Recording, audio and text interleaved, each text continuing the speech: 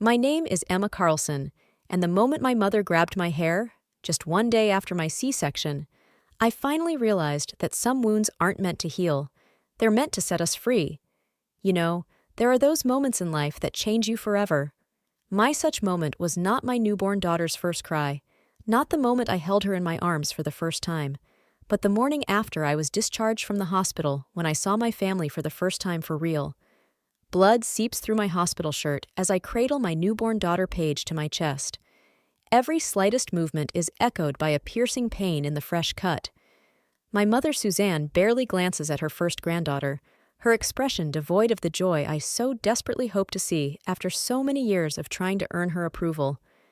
I look at my baby girl, at her tiny fingers and fluff of hair, and I can't understand how anyone could remain indifferent to such a miracle. The cold that pervades my parental home seems almost predatory against my vulnerable state. The arrangement to recuperate here while Mitchell went back to work seemed logical before I realized what was about to happen. Mom had always been strict, demanding, but I thought having a granddaughter would make a difference. Silly, right? As if the emergence of a new life could change a person who had seen me as nothing but a disappointment all my life.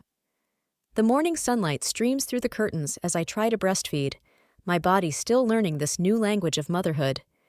Paige doesn't take the breast well, me awkwardly trying to find a comfortable position when my mother bursts in without knocking. Her face takes on that familiar, determined expression I've learned to dread since childhood, the one that always preceded another disappointment. "You need to pack," she announces with chilling detachment. "Cheryl is coming over today with baby Jaden, and she needs this room more than you do." Those words hit me like physical blows. "What, Mom? I just had surgery yesterday. I can barely move." My voice sounds foreign to my own ears, pleading, desperate. "You're moving fine," she snaps back, squinting her eyes. "I've seen you walk. Stop whining and get out." Have you ever experienced a moment when reality is so surreal that it feels like you're watching from the outside?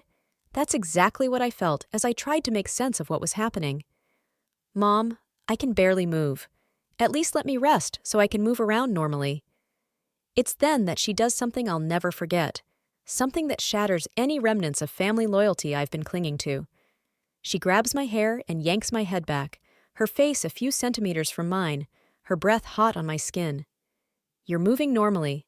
Now pack your bag, stop your pathetic whining, and get out." The pain from her grip combined with the agony in my stomach makes me involuntarily cry out. Paige starts to cry, her tiny body feeling my stress.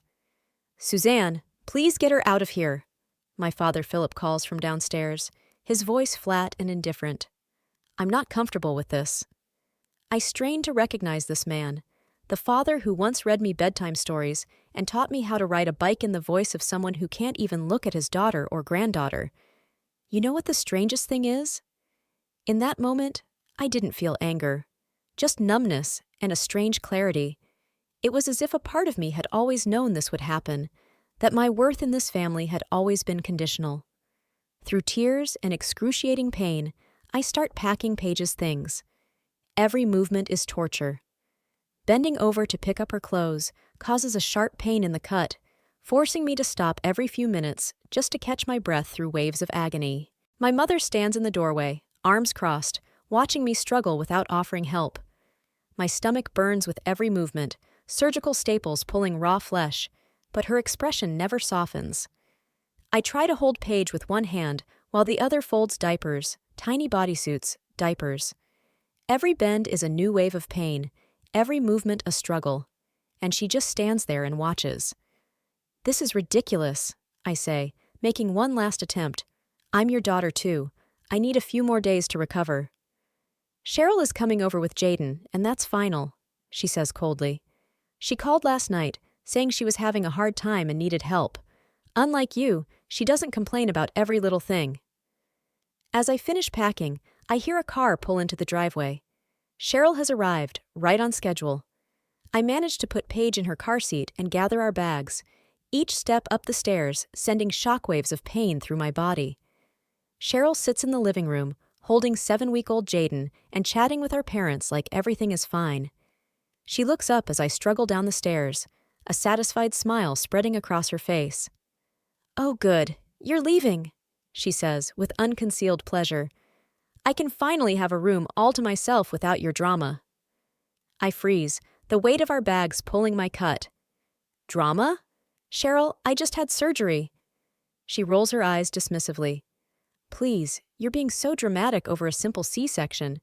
I had Jaden naturally born and I'm fine. You're just milking the attention like you always do." All through my childhood, Cheryl was the golden child. Her successes were always louder, her problems always more important. My mom said I was just jealous, but that wasn't the point. The point was that no matter what I did, it was never enough. The realization washes over me like ice water. I'm standing here holding my crying newborn, bags falling from my shoulders, surgical incision burning with pain, watching my entire family treat me as nothing more than an inconvenience. In that moment, 26 years of conditional love crystallizes into perfect clarity. "I'm calling Mitchell," I say quietly, my voice more steady than I feel. "Okay," my father replies, not lifting his eyes from the paper. "Maybe he can talk some sense into you."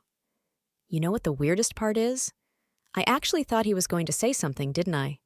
That the dad who used to toss me in the air and catch me would stand up and say, "Suzanne, this is too much." But he just kept reading the paper, as if kicking his daughter and granddaughter out a day after surgery was a routine thing. I step out into the cold morning air, Paige crying on my chest, and call my husband with trembling hands. While I wait for him to answer, I stare at the house where I grew up, seeing for the first time not a home, but a prison from which I am finally escaping. Sometimes salvation comes not in the form of release from the past, but in seeing it clearly. Standing on the porch of my childhood home, I saw the truth for the first time. It wasn't a house. It was a cage built of conditional love and unspoken expectations. The phone rings once, twice. The third time, I hear Mitchell's voice, and something inside me breaks. Not from grief, from relief. Because in that moment, I know my true home isn't here. It's out there, where I'm loved unconditionally. "Emma?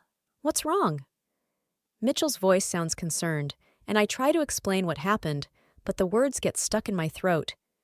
How do you explain that your own mother threw you away like you were unwanted?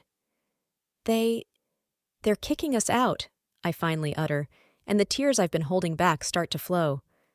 "Mom said to pack because Cheryl needs a room." I tried to explain that I couldn't move, but I can't finish the sentence. I can't say out loud that my mother grabbed my hair, that my father just sat there reading the paper while I squirmed in pain. It seems too surreal, too painful to put into words. "I'm on my way," Mitchell says, and I hear a fury in his voice that I've rarely heard before. "Don't move. I'll be there in 20 minutes. You and Paige will be fine, I promise." When I hang up, Paige calms down, snuggling against my chest. I look at her tiny face, those perfect lips and chubby cheeks, and suddenly everything becomes crystal clear. I will protect her from all of this. From conditional love, from the constant need to prove your worth, from feeling like you're never good enough. I slowly sit down on the steps, each movement reverberating with pain, but in a strange way, this physical pain feels almost cleansing. As if with each wave of agony, a part of the old Emma, the one who always tried to please, who always apologized for her existence, is gone, giving way to someone new, someone stronger. I look at my childhood home and realize that some wounds should never heal. They should stay open to remind us of what we ran away from. And sometimes, the greatest release comes in the moment of deepest pain. In that moment, sitting on the cold steps with my daughter in my arms, I finally realize some families are not defined by blood. They are defined by safety, respect, and unconditional love. And I vow to myself that Paige will never know what it's like to feel unimportant in her own home. I hear an engine noise and look up. Mitchell's car is turning onto our street, and I feel a wave of relief. Not because I'm being rescued, but because I'm finally going home to a man who sees the real me and loves me just the way I am. Mitchell's car comes to a screeching halt in the driveway 20 minutes later. I can see his expression transform from concern to pure rage when he spots me crouched in pain on the porch with our crying newborn daughter in my arms. You know, There are moments in life when you truly see a person, not the image you've created in your head, but their true self. In that moment, I saw the real Mitchell, my protector, my rock, a man willing to face the whole world for me and our daughter. He gently helps me up, his touch gentle, full of care, contrasting with the hardness that appeared in his usually soft eyes. "I'll carry you to the car and then come back for your things," he says, gently taking Paige from my arms. They just kicked us out," I whisper, tears coming to my eyes again. My own mother grabbed my hair, Mitchell. She pulled my hair when I can barely stand. His jaw clenches, but he tries to speak calmly for my sake. "I'll handle it, Emma. I promise." After he gets us into the car, I watch through the window as Mitchell heads toward the house with determined steps.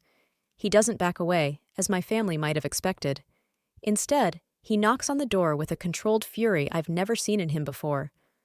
Through the open door, I see him enter the living room where my family Suzanne, Philip, and Cheryl and baby Jaden are gathered. His voice is eerily calm as he states what they did, throwing their daughter and granddaughter away one day after major surgery.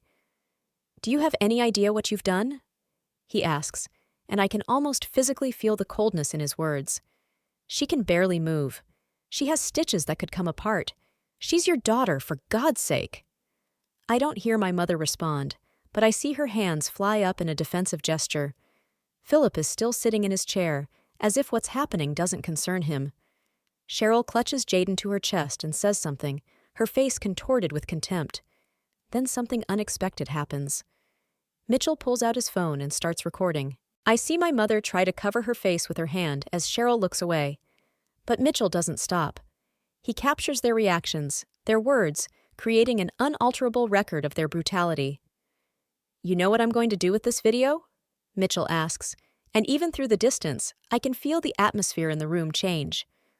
"I'm going to post it on Facebook, Instagram, and send it to your church group, your book club, and every single person in your contacts." His fingers move quickly across the phone screen, and I see my family explode with panic. Suddenly, they realize the potential consequences of their actions that will be revealed to their community. My mother grabs his hand, trying to stop him, but he pulls back. "I didn't mean to hurt her." I can almost hear her excuses through the open door. "You don't understand. Cheryl really needs help. Emma has always been independent. She can handle it." All my life I've heard those words. "You'll do fine." Not because they believed in my strength, but because my problems were never a priority. Now, seeing their panic at the thought of public shame, I realize it wasn't my well-being they were concerned about, but their own image of the perfect family. Before leaving, Mitchell delivers one last blow. I don't hear his words, but I see my mother's face pale. Later, he tells me that he has informed them that I will withdraw $50,000 of inheritance from my grandmother, money that Suzanne was counting on for her retirement. His cold smile reflects the justice he feels is long overdue. As he walks back to the car with our belongings, his hands shake, but his eyes shine with confidence. "They'll never hurt you again, Emma. I promise." At this moment, sitting in the car with my husband and daughter, I feel a strange sense of release. It's as if the chains I didn't even realize were on me have suddenly fallen off. And though the physical pain from the stitches still throb, the emotional heaviness begins to dissipate. At the hotel where we find shelter that night, Mitchell shows me his computer screen. The video has already been shared dozens of times, with comments pouring in from community members expressing shock and disgust at my family's behavior. "I can't believe Suzanne and Philip could do this to their own daughter. They seemed so nice at church. I never thought they were capable of such cruelty. Emma, we're with you. No one deserves to be treated like this, especially from their own family." Reading these messages, I feel a mixture of emotions. Shame that our family problems have become public, relief that people are seeing the truth, and a strange sense of validation. All my life I've doubted my feelings, thought maybe I was too sensitive, too demanding. Now strangers are confirming what I've always known deep down. The way I was treated was wrong. "Are you sure it was necessary?" I ask Mitchell as we go to bed in the featureless hotel room, Paige sleeping peacefully in a makeshift cradle made from a dresser drawer lined with blankets. "Emma?" He takes my hands in his. I've spent 10 years watching them belittle you, make you feel inadequate. I watched you cry after every family dinner, how you always tried to earn the love they were supposed to give unconditionally. But this? Throwing you out with a newborn baby a day after surgery? That's crossing all boundaries. They deserve to face the consequences. In his words, I hear not revenge, but defense. And for the first time, I allow myself to believe that maybe I deserve that protection. The next morning brings another revelation. Gregory, Cheryl's husband, meets us at the diner. His face is exhausted, like he's been up all night. And what he tells me turns everything I thought I knew upside down. Emma, I'm so sorry, he says, twirling the cup of coffee in his hands. I should have stopped it. I knew Cheryl was planning to kick you out after the surgery. I freeze, forkful of scrambled eggs frozen halfway to my mouth. What do you mean planned?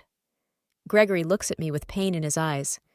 She's been talking about it for weeks, about how your parents always helped you more, how you were always the favorite. She was jealous of the attention you got during your pregnancy and swore she'd make them choose her. The words hit me like a blow under the breath. All my life I felt second-rate to Cheryl, believing she was the favorite. And now to find out she felt the same way about me? There's something else, Gregory continues, his voice growing quieter. Cheryl, she's having an affair with her boss. Has been for months now. I only found out last week. The information comes at me in waves. Cheryl, always so perfect in our parents' eyes, is cheating on her husband. Cheryl, who has always criticized my life decisions, is destroying her own family. I'm filing for divorce, Gregory says. After seeing the video, after realizing she participated in throwing you and your newborn baby out on the street, I can't be with someone like that. I don't want Jaden to grow up thinking this behavior is normal. As the truth cascades out, I begin to see that what happened was not just a moment of cruelty, but the culmination of a lifetime of calculated emotional abuse that can no longer remain hidden. All these years I thought the problem was me, that if I were smarter, quieter, more successful, more beautiful, my family would finally love me the way I desperately wanted them to. I realize now that it was never about me. It was about the toxic dynamic my family had created and maintained for years. Over the next few days, with Mitchell taking care of both of us while I recover, I begin to realize what it means to be truly loved. It's not seeking approval. It's not tiptoeing around for fear of saying the wrong thing. It's presence, support, unconditional acceptance. When I look at Paige, at her tiny face full of trust and innocence, I make a firm decision. The cycle will end with me. She will never grow up in the shadow of conditional love, never doubt her worth, never feel like her existence is a burden. Some wounds don't heal completely. They stay with us, becoming scars that remind us of what we've been through and how far we've come. Sometimes, our deepest traumas become our greatest teachers, showing us who we don't want to be and what kind of life we don't want to create. If you've ever felt like you weren't good enough, if you've ever struggled with toxic family relationships or conditional love, know this: you're not alone. Your story matters, your pain is valid, and you deserve unconditional love. Put likes if this story resonated in your heart, and subscribe to find out how my situation evolved next. Sometimes the most important thing we can do is share our truth and let others know they are not alone in their struggles. In the days after the video was published, the world around us changed beyond recognition. I watched my family's carefully constructed facade crumble like a house of cards in the wind of truth. Each morning brought new news of the aftermath, and while part of me was painfully satisfied, another part of me still couldn't believe that we had truly crossed the point of no return. Imagine spending most of your life trying to prove your worth to people who only see you as an inconvenience. Now imagine those same people suddenly facing the consequences of their actions for the first time in decades. It's a strange feeling to watch an empire built on fake smiles and conditional love crumble. It all started with a phone call from my mother. Mitchell had heard about it from his cousin, whose child attends the school where my mother has taught for 15 years. Suzanne was summoned to the principal's office, where Dr. Lawson informed her that her parents were demanding her dismissal. They can't trust their children to a man who throws his own daughter and newborn granddaughter out on the street after a C-section, he said, according to eyewitnesses. The school board was deciding her fate, and the prospects didn't look bright. "She's worked there most of my life," I told Mitchell when I heard the news. We were sitting in our temporary apartment, which we'd rented after a few nights in a hotel. Paige was sleeping peacefully in a portable bassinet, and I looked at her tiny face, searching it for the features of the woman who had once been my mother. It's strange to realize that the person I knew as a caring teacher to hundreds of children couldn't show the same care to her own daughter. Mitchell took my hand in his. Sometimes people create a version of themselves for the outside world that they themselves begin to believe in. Perhaps your mother has been playing the role of the perfect educator for so long that she's forgotten how to be just a person. His words hit the heart of the matter. All my life, I've seen my family build an ideal image for society: flawless parents, successful daughters, strong family bonds. And all the while, I felt like an outcast in my own home, the only one who didn't fit into that picture of perfection. The next blow hit my father. His accounting firm, built by years of reputation and connections, began losing clients. One by one, they called to let him know they no longer needed his services. The culmination was the loss of his largest client, Shelton Manufacturing, representing nearly 40% of his annual revenue. "We cannot be associated with a person whose family values are so contrary to our corporate principles," was the official wording. Unofficially, a mutual acquaintance told us, the CEO put it more simply: "I will not entrust my finances to a man who allows his daughter and granddaughter to be treated this way." As Mitchell and I discussed this, I had a strange sense of unreality. All my life I've heard my father talk about business ethics, about the importance of doing the right thing, and now he's losing customers because of his own actions. "Life has a way of giving back to us what we give back," Mitchell replied. "And sometimes the bill comes when you least expect it." Cheryl, my flawless sister, faced her own collapse of illusions.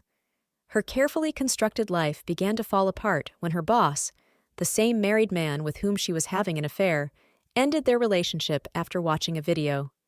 He was afraid of the association with her negative public image, fearing for his reputation and career.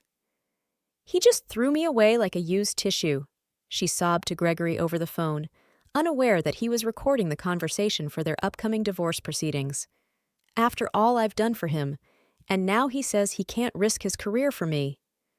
The irony of the situation didn't escape me. The one who had mocked my drama after major surgery was now experiencing her own drama over losing her lover. The one who had so easily discarded me with a newborn baby was now being discarded herself. At the lawyer's office, I was signing papers to receive my inheritance. Mr. Novak, the family lawyer who had known us all since childhood, shook his head as he looked over the paperwork. "Your grandmother would roll over in her coffin if she knew how you were treated," he said, handing me a pen. "She always said family was everything, but I think she meant a real family, not one that only exists for show." I looked at the amount, $50,000, and thought not about what I could buy with the money, but what it symbolized. It wasn't just an inheritance. It was my ticket to independence, to making a new home for my own little family. "They were counting on that money, you know," I told Mr. Novak. "Mom talked about them as part of their retirement plan." The old lawyer smiled with sadness in his eyes. "Sometimes we count too much on things we don't deserve. Your grandmother wanted that money to help you build a future, and I think that's exactly what you're doing." Social exile became unbearable for my parents when former friends refused to socialize with them. Suzanne's book club expelled her from its ranks after 15 years of membership. Philip's golf buddies stopped returning his calls. Even their church took action when Pastor Murphy called them in to discuss their unchristian behavior. "We serve a God of love and forgiveness," the pastor said, according to my aunt who attended the meeting. "But forgiveness requires repentance, and I don't see it in your hearts. You regret the consequences, but not the actions themselves." In family court, the judge handling Cheryl and Gregory's divorce proceedings cited the video as evidence of Cheryl's callous and abusive behavior, which influenced his decision to grant Gregory primary custody of Jaden. "The court cannot ignore the character demonstrated by the defendant," the judge said. "A man who is capable of kicking out his sister and newborn child after a major surgery raises serious concerns about his ability to demonstrate the empathy and caring necessary to raise a child."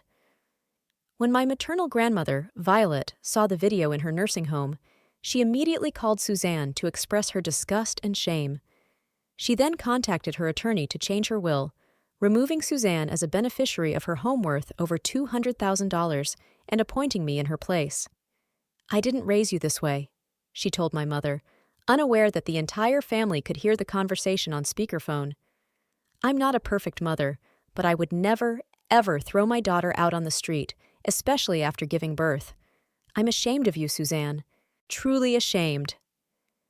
As they watched their social standing, financial security, and family relationships crumble around them, Suzanne, Philip, and Cheryl began to realize that their actions had consequences far beyond what they could have imagined.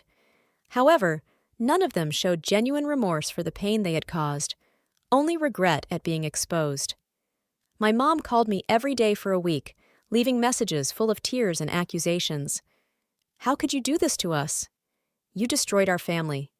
We always did everything we could for you." Not once did I hear, "I'm sorry I hurt you," or "I was wrong."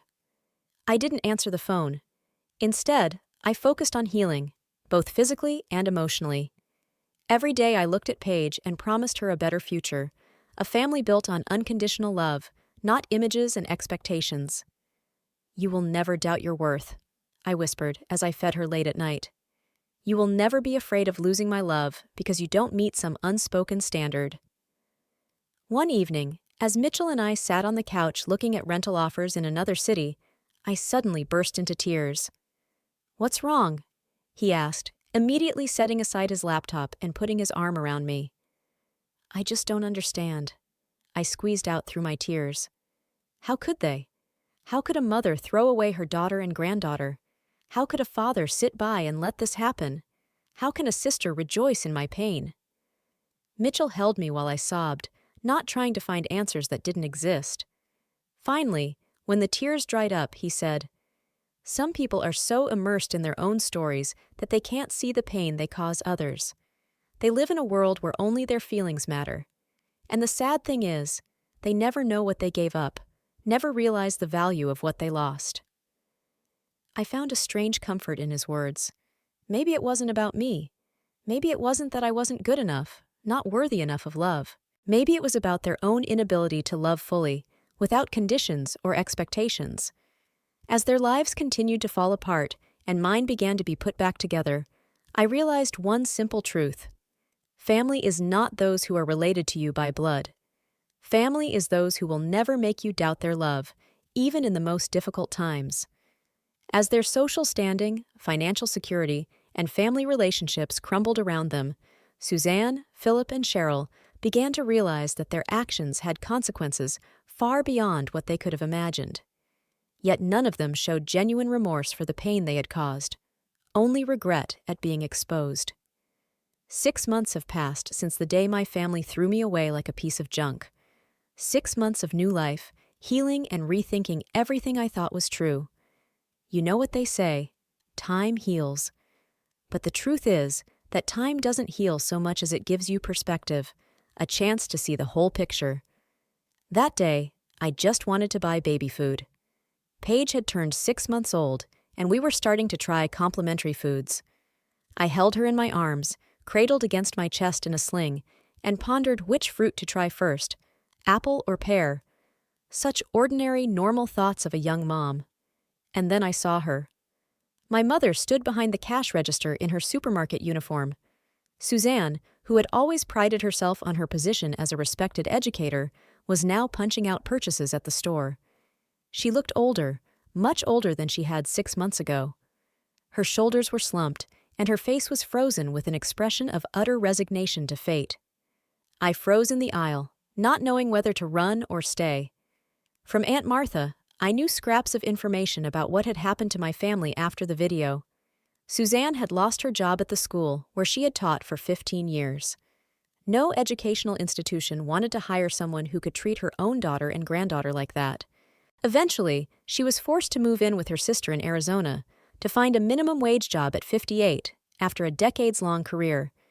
She regularly sent cards and letters for Paige, which I put in a box without opening. I wasn't ready to read her words, wasn't ready for possible manipulation or self-justification. And now here she stood, just a few feet away from me, the living embodiment of the consequences of my own actions. I could have turned around and walked away, but something held me back. Maybe I wanted her to see us, to see that we were doing just fine without them. Or maybe a part of me still needed closure, a final point. I headed to her register, watching her eyes widen with wonder and hope. When it was my turn, she couldn't hold back the tears. "Emma and Paige," she whispered, her hands shaking as she mechanically punched through my purchases. "You've both grown so much."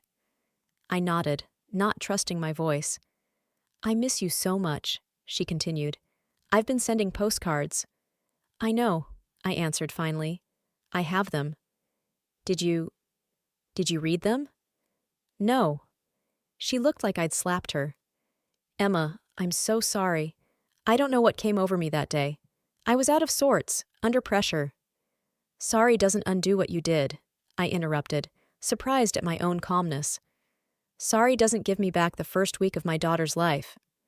She cried openly, not caring about the other customers lined up. The manager cast a concerned look at us. "I've lost everything, Emma. My job, my house, my reputation. I'm living in a tiny room at Judith's, working for minimum wage. Every day I'm afraid someone will recognize me from the video."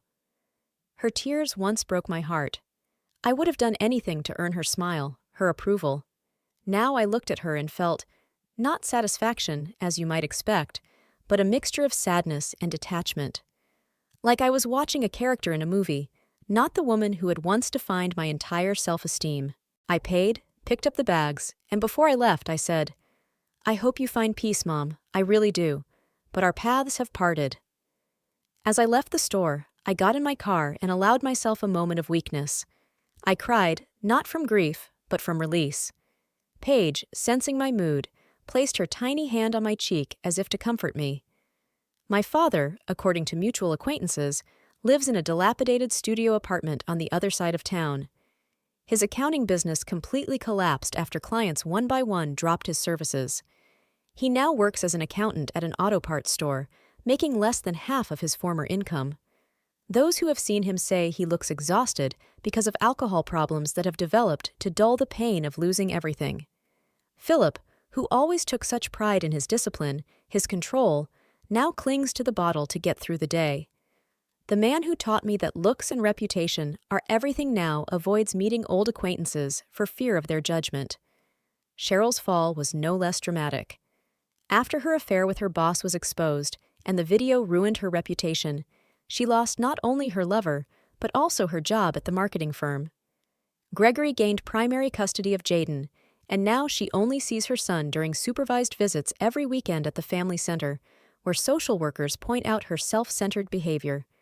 Cheryl, always so perfect, always so successful, now lives in a trailer park with an unemployed guy she met at a bar. According to Gregory, this man often raises his voice at her, sometimes even raising his hand. She works at a fast food restaurant, the same one she always made fun of as we drove by. Unlike her, Gregory has completely rebuilt his life. He started dating Kelly, a pediatric nurse who treats Jaden like his own son. They have created the exact loving family atmosphere that I never experienced growing up in my parents' home. I have visited them several times, watching Paige and Jaden play together on the living room carpet. The two are cousins, the only family connection I choose to keep. Gregory was always kind to me, even when Cheryl was particularly cruel, and I didn't want our children to grow up not knowing each other. "How are you coping with all this?" Gregory asked me one day when the kids were asleep after a game and Kelly was making tea in the kitchen. "Therapy helps," I answered honestly. "Lots of therapy." Through regular sessions with Dr. Harding, I began to understand the full extent of the emotional abuse I had endured throughout my childhood. Favoritism, constant criticism, gaslighting it was all part of a system designed to keep me submissive and desperate for approval. The family dynamic you describe, Emma, is a classic example of a toxic family system, Dr. Harding explained in one of our sessions. Your sister was the golden child, and you were the scapegoat. These are common roles in dysfunctional families, especially where there are narcissistic parents. I remember resisting the idea at first. Narcissistic parents? Am I not exaggerating? Aren't all parents difficult at times?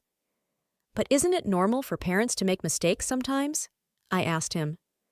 Of course, all parents make mistakes, he replied.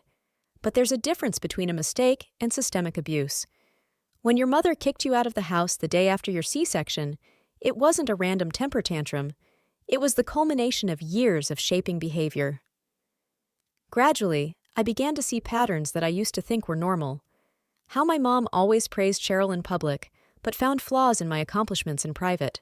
How my dad refused to intervene when my mom was unfair to me, but always defended Cheryl. How my feelings were consistently devalued until I stopped trusting my own instincts.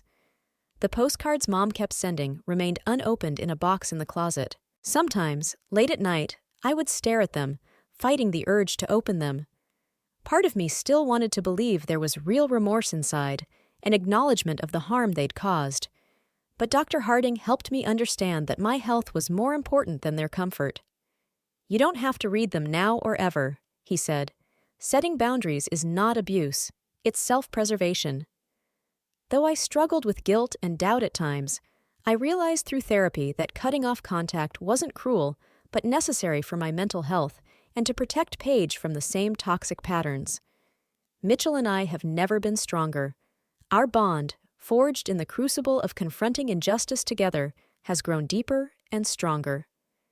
In the evenings, after Paige had fallen asleep, we sat on the couch looking at house offers in other states, planning to use some of my inheritance for a down payment on a house where we could start over. How about Colorado?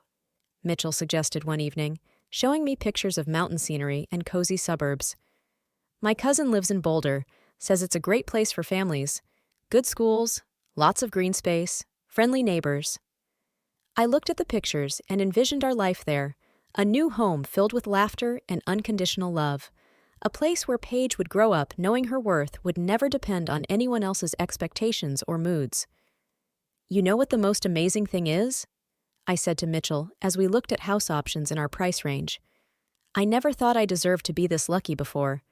Part of me always expected everything to fall apart, that I'd end up disappointing everyone. Now I'm starting to believe that maybe, just maybe, I deserve a good life. Mitchell kissed my forehead, his eyes filled with tenderness. You've always deserved to be happy, Emma. I'm just glad you're starting to believe that now. That night, lying in bed, I thought about the woman I'd seen behind the supermarket checkout counter. Not about the powerful figure who controlled every aspect of my life, but about the broken, aged woman in a cheap uniform. I felt no gloating or satisfaction at her downfall, only sadness that she never realized what she had lost. Sometimes the truth frees not only the victim, but also reveals the true nature of the oppressor. My family wasn't powerful. They were merely skilled at creating the illusion of power. And when that illusion dissipated, there was nothing left but an empty shell of their carefully constructed identities. Mitchell and I had never been stronger. Our bond, forged in the crucible of confronting injustice together, had grown deeper and stronger. Now, we plan to use part of my inheritance for a down payment on a house in another state where we could start over. It's been exactly 1 year since the day my life was shattered and reassembled in a completely different order.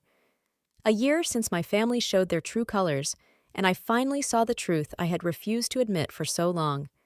Standing in the sun-drenched kitchen of our new home in Colorado, watching Mitchell toss 18-month-old Paige into the air. Her enthusiastic laughter fills the room with a joy that feels both deserved and sacred. Each of her ringing laughs reminds me that sometimes you have to lose what was never truly yours to find yourself. Moving to Colorado has given us the fresh start we so desperately needed. Here, there are no people whispering about viral videos or family scandals. Here, we can build the life we choose for ourselves, not one defined by past hurts. The mountains visible from our window are a reminder of resilience and strength, that some things cannot be broken by time or circumstance. Mommy! Mommy! Paige pulls her arms toward me, and I take her from Mitchell, cradling this little miracle against my chest. She smells like baby shampoo and happiness. If happiness can have an odor, this is it. You know, I've never had what she has, I say to Mitchell as I watch him chop vegetables for dinner. Security. The security of knowing you'll be loved no matter what happens. Mitchell puts the knife aside and hugs us both. And that's why she has it. You broke the chain, Emma. You did what so many don't dare. The doorbell interrupts our moment. Paige in my arms bounces with excitement. She already realizes that the bell means visitors, and visitors often bring new toys and experiences. I open the door and see Gregory, Kelly, and baby Jaden on our doorstep. They've flown in for Paige's upcoming birthday, a new tradition of the chosen family that feels more genuine than any blood relationship. You flew in! I hug each of them as Paige reaches for her cousin, babbling enthusiastically.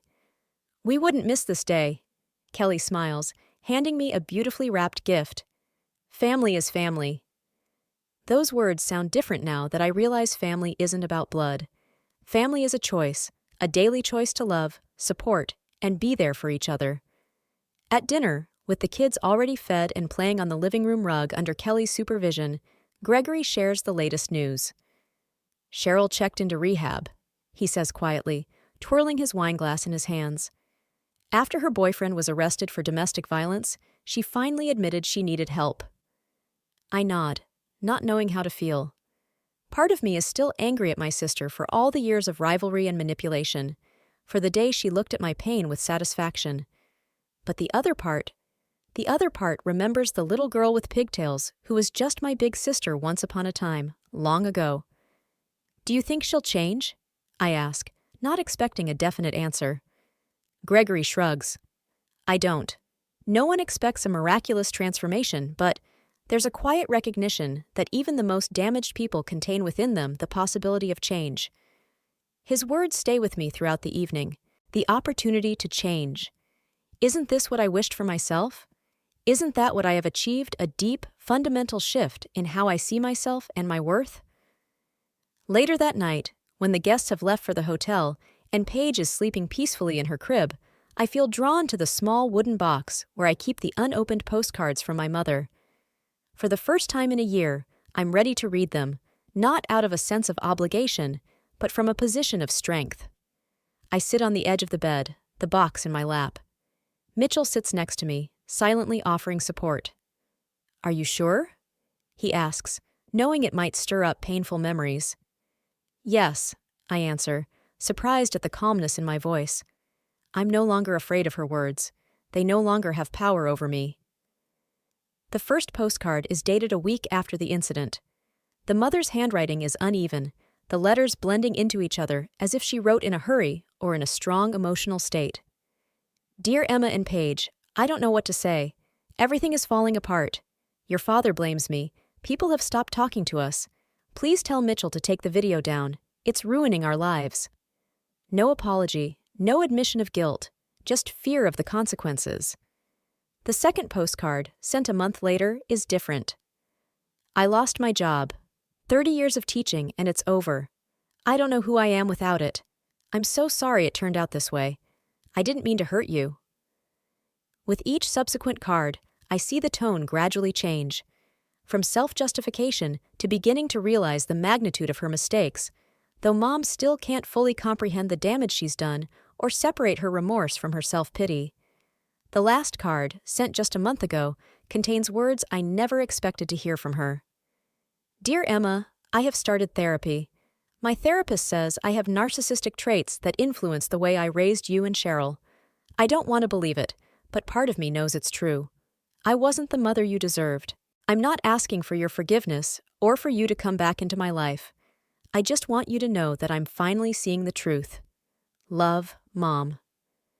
With steady hands, I place the last card in the scrapbook I'm creating, not to rekindle the relationship, but to preserve this chapter of my story for when Paige is old enough to realize that family is built through love and respect, not just blood.